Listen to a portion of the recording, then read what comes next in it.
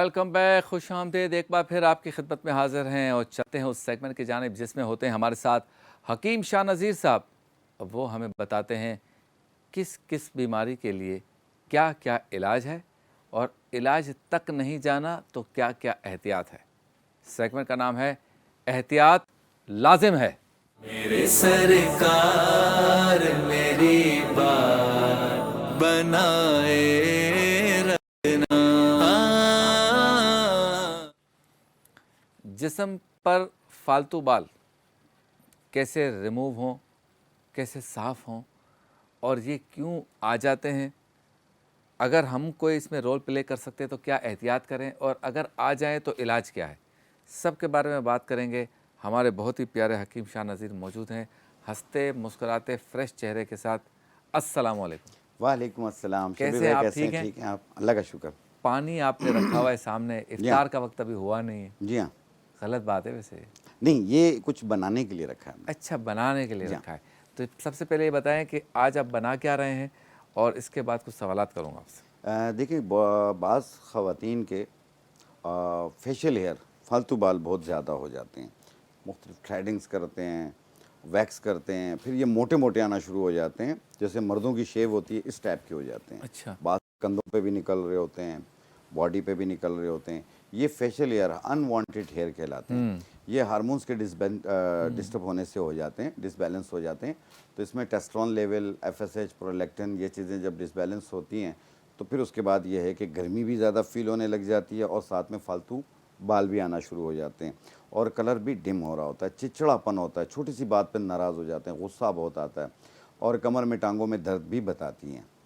जी शबीर भाई, तो इसमें ये चीज़ें होती हैं। जब ये चीज़ें जब डिसबैलेंस हो जाएंगी तो पसीना भी बहुत आएगा और साथ में फालतू बाल भी आ रहे होते हैं।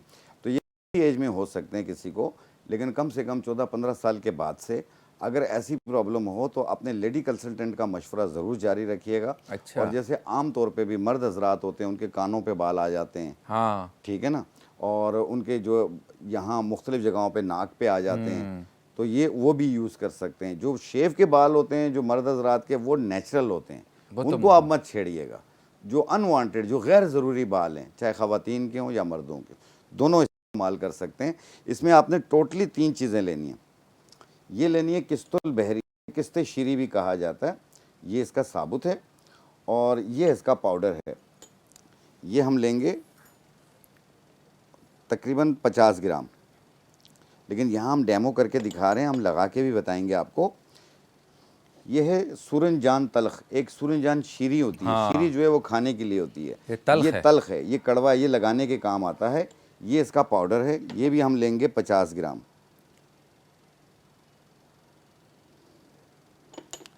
मुल्तानी मिट्टी हर घर पे यूज़ होती है, ये हम डालेंगे। ये दोनों चीज़ें 50-50 ग्राम है, तो ये 20 ग्राम हम डालेंगे।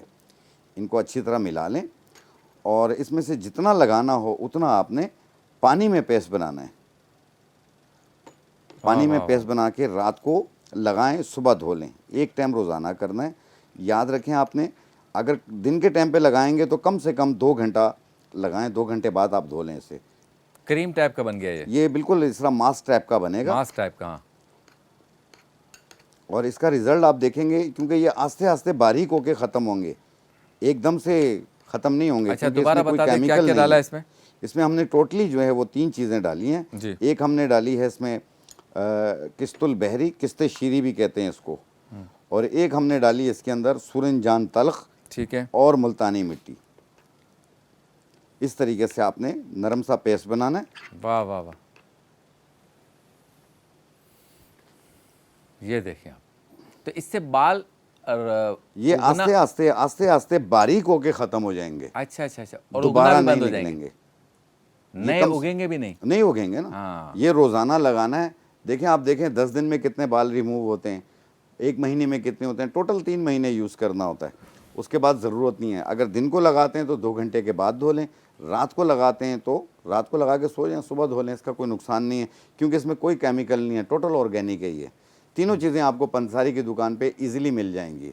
याद रखिएगा कि बच्चों में अगर कोई भी ऐसी प्रॉब्लम्स होती हैं, कोई महीने में डिस्टर्बेंस हो जाती है, कोई कॉम्प्लिकेशन नज़र आती हैं कि उनका साइकिल डिस्टर्ब हो रहा है, तो प्लीज़ फौरी तौर पे अपने लेडी कंसल्टेंट से ज़रूर मशवरा करें। अच्छा, वजूहात क्या होती हैं इसकी? ये हार्मोन्स का डिसबैलेंस हो जाते हैं, जैसे बहुत ज़्यादा फार्मी चिकन या फार्मी चीज़ों का इस्तेमाल हो तो उससे आपका जो है ये हार्मोन डिसबैलेंस हो जाते हैं, जिसमें टेस्टोस्टेरोन लेवल बढ़ जाता है। मर्दों का भी ये मर्दों का भी यही हाल होता है, ख़वातीन में भी। लेकिन मर्द हज़रात में ये है कि ये अनवांटेड नहीं होते हैं, ये तो गैर ज़रूरी नहीं होते हैं, ये तो ज़रूरी बाल होते हैं। नहीं, जैसे कान के कान के ऊपर निकल आए, यहाँ निकल आए, तो ये उनको ख़त्म करने के लिए उस पर लेप कर लें रोज़ाना एक टाइम।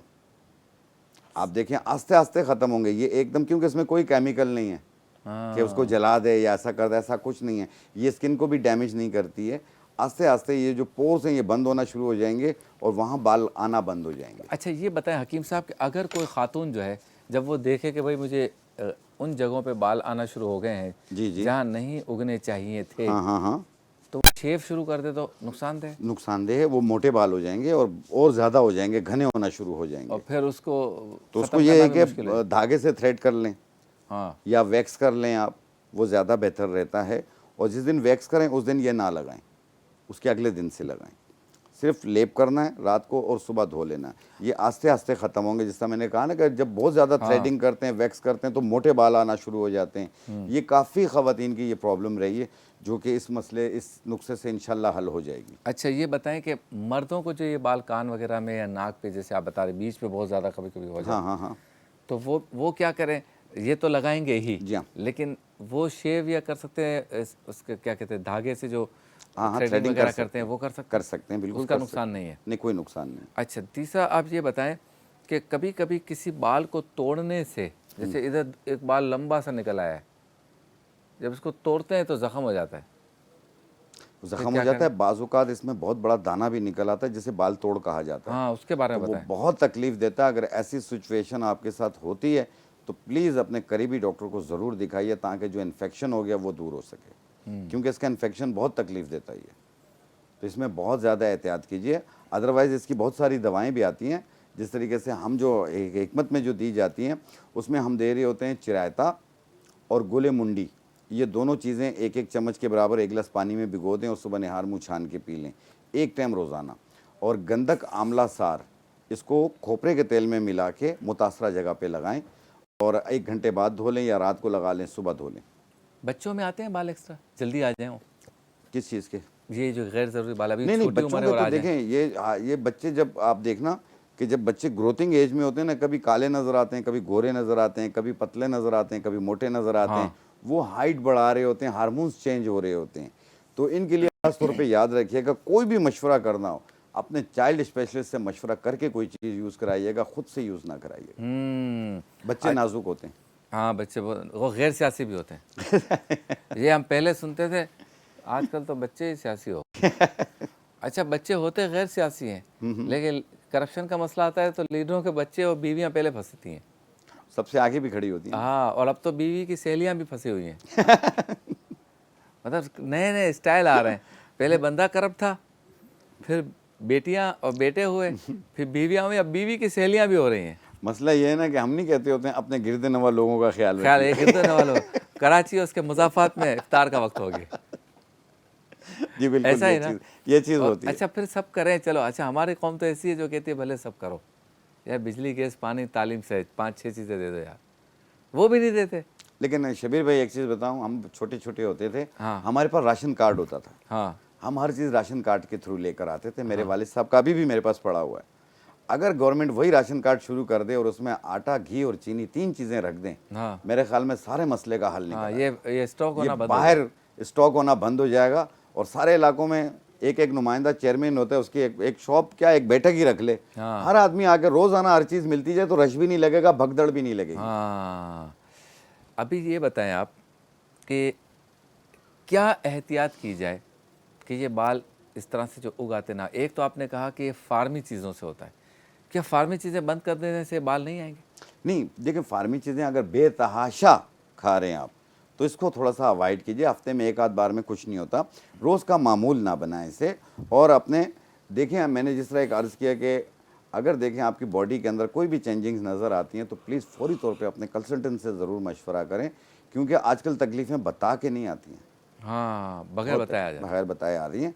तो ये आपके लिए बेहतरी है। और जिन लोगों को भी जैसे उनके टेस्टोस्टेरोन लेवल या उनका FSH या इनका प्रोलैक्टिन जो है वो डिसबैलेंस हो जाता है, तो ऐसी सूरत में एक लकड़ी है लूट पठानी, इसको बारीक, इसको ढाक की लकड़ी भी कहते हैं। इसे बारीक पाउडर बना लें, आधी चाय वाली चम्मच सुबह नाश्ते से पहले, आधी चाय वाली चम्मच रात खाने से पहले पानी के साथ, साथ में अर्क आधा कप सुबह आधा कप शाम, 3 महीने यूज़ करें। अपने मखसूस आयाम के दिनों में इसे रोक दें, बाकी दिनों में इसे जारी रखिए। इंशाल्लाह ताला आपका प्रोलैक्टिन, FSH और LH ये तीनों इंशाल्लाह कंट्रोल में आना शुरू हो जाएगा। क्या बात है। अच्छा, अब आप ये कह रहे हैं कि फार्मी चीज़ें खाने से ज़्यादा होता है, तो सबको क्यों नहीं होता? नहीं, अक्सर लोगों को होता है। बास का टेस्टोस्टेरोन लेवल लो होता है। लो से मुराद ये है कि आपने अक्सर आदमी भी देखें, लड़के भी देखें, उनकी पूरी शेव नहीं आ रही होती है, हाँ, ये तो है। उनका टेस्टोस्टेरोन लेवल जो है वो लो। टेस्ट कराने ना ये टेस्ट बार-बार, कराने चाहिए तो आप पता लोगों चलेगा को। ना। और जिसे ख़वातीन में PCOS की प्रॉब्लम होती है, पॉलीसिस्टिक ओवरी सिंड्रोम कहलाता है ये, उनके साथ भी ये चीज़ हो जाती है कि फालतू बाल आना शुरू हो जाते हैं। और ऐसे पेशेंट को याद रखिएगा जिनके बहुत ज़्यादा बाल होते हैं बॉडी पे या फेस पे, उनको गर्मी भी बहुत ज़्यादा लगती है, पसीना भी बहुत ज़्यादा आता है इनको। हाँ, ये आप वाले काम से और तो चलो चिड़चिड़ापन होता बाल है तो उनको। ठीक हो गए, फिर पसीने का क्या करेंगे? नहीं, हल हो जा, बता रहा हूँ साथ साथ में ना।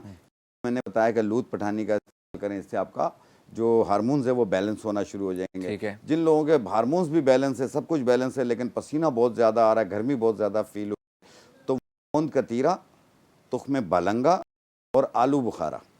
आलू बुखारा 4 अदद, तुख्म बलंगा आधी चम्मच और कतीरा आधी चम्मच 1 गिलास पानी में डिप कर दें आधे 1 घंटे के लिए। उसके बाद इसे चम्मच के साथ शेक करें और ये आप पिएं। आप देखिएगा इंशाल्लाह ताला, इसको छानने की ज़रूरत नहीं है, सिर्फ आलू बुखारे की गुठली हटा दीजिएगा, बाकी वाले बाकी खा लें आप देखिएगा कि 15-20 मिनट में आपको खुद गर्मी की शिद्दत में कमी का एहसास होगा, आपको जो है ठंडक महसूस होगी। बहुत शुक्रिया आपका, अल्लाह ताला आपको सलामत रखे। आमीन आमीन। कल भी इंशाल्लाह मुलाकात होगी, ज़िंदगी रही तो। चलते हैं ब्रेक की जानिब, ब्रेक के बाद होती है आपसे दोबारा मुलाकात।